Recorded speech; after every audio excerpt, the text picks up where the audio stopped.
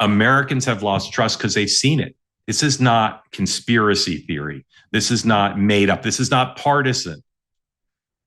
We see from Watergate, Vietnam, and Iraq War, and financial crisis and COVID, these big institutions make mistakes. The elites, they act with impunity. They do what they want.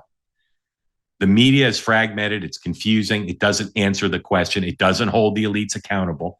And the media is, of course, made up of a lot of elites. All of this cultural change is happening so rapidly. There's no shared consensus about it.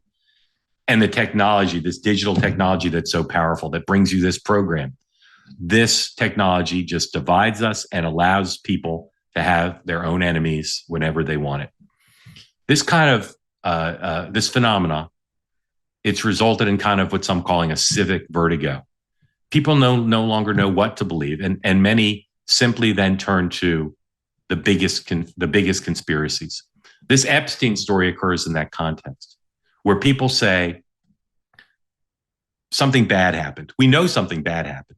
We know that Jeffrey Epstein had relationships with elites, and he used those relationships to get rich and to sexually abuse young women and girls. We know that.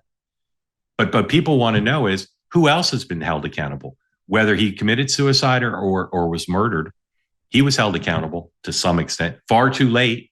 And why people are so upset about this, and why even some of the president's strongest supporters continue to speak out about it, is they don't see elites being held accountable. And that's what they're asking for. They're asking for it as a basic reality of what's required in America.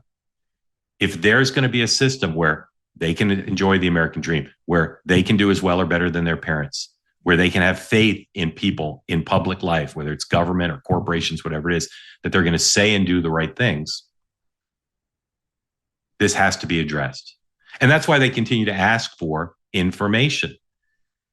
Take away conspiracy theories, take away whose names might be in Epstein's system, take away the people who need to be held accountable for specific actions. What people want is to believe in America again, to believe that this will end with accountability for elites.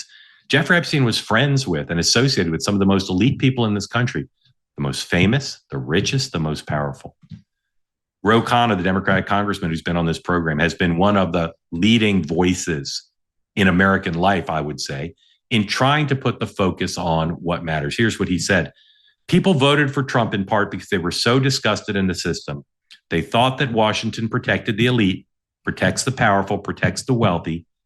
Jeffrey Epstein is a symbol of that.